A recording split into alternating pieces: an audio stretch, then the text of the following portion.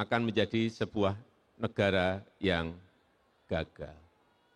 Karena sekarang ini yang kita hadapi bukan sesuatu yang mudah, bukan sesuatu yang mudah. Urusan COVID selesai, tetapi kita masuk ke urusan yang lain sekarang ini.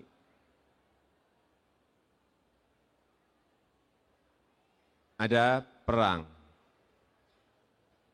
ada perubahan iklim, ada krisis pangan. Itu sesuatu yang semua negara merasakan semuanya. Perang, kelihatannya perangnya ada di Ukraina dengan Rusia. Sangat jauh sekali dengan kita. Tetapi hati-hati, perang di sana itu menyebabkan semua negara sekarang ini harga pangannya naik.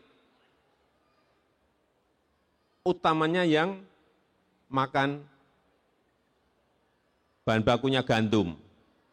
Jangan lupa, kita ini juga makan gandum, bukan hanya makanan pokok kita, bukan hanya beras, tetapi juga gandum. Karena import gandum Indonesia sudah mencapai 11 juta ton.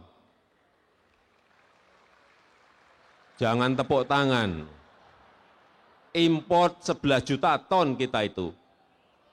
Karena kita makan mie, karena kita juga makan roti, dan bahan-bahan lainnya yang dibuat dari gandum.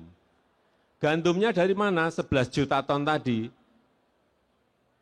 Karena kita tidak bisa menanam gandum di Indonesia. Tumbuh tapi tidak bisa menghasilkan gandum. 11 juta ton dari mana? 30% itu berasal dari Rusia dan berasal dari Ukraina. Sehingga masalah. Yang kedua yang berkaitan dengan beras, ini problem. Karena negara-negara penghasil beras sekarang ini terjadi perubahan iklim, kemaraunya panjang, panasnya panjang, produksinya, panennya menjadi menyusut. Termasuk di Indonesia juga sedikit menyusut.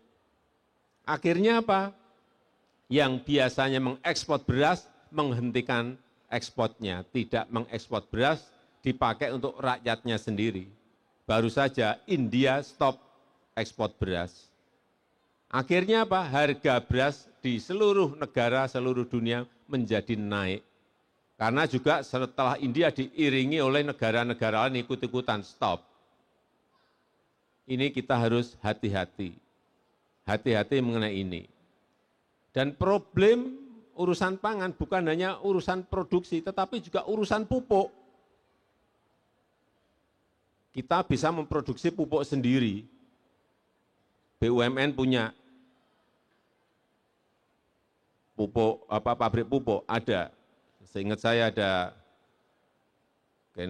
Limaan, ada.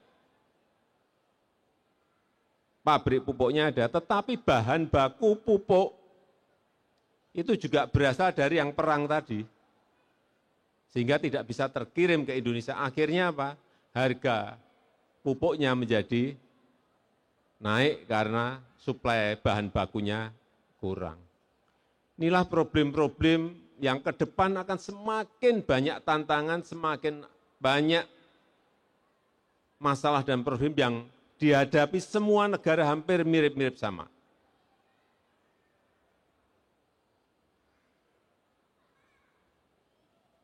Tetapi saya meyakini dengan persatuan kita, dengan kerukunan yang kita miliki, saya yakin menyelesaikan masalah itu menjadi lebih mudah. Karena gotong royong, karena kerukunan kita, karena persatuan kita.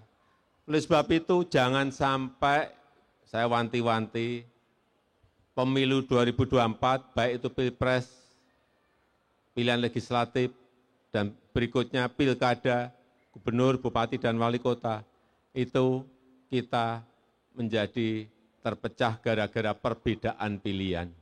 Jangan. Karena setiap tahun itu selalu ada. Kita itu setiap 5 tahun pasti ada pemilu.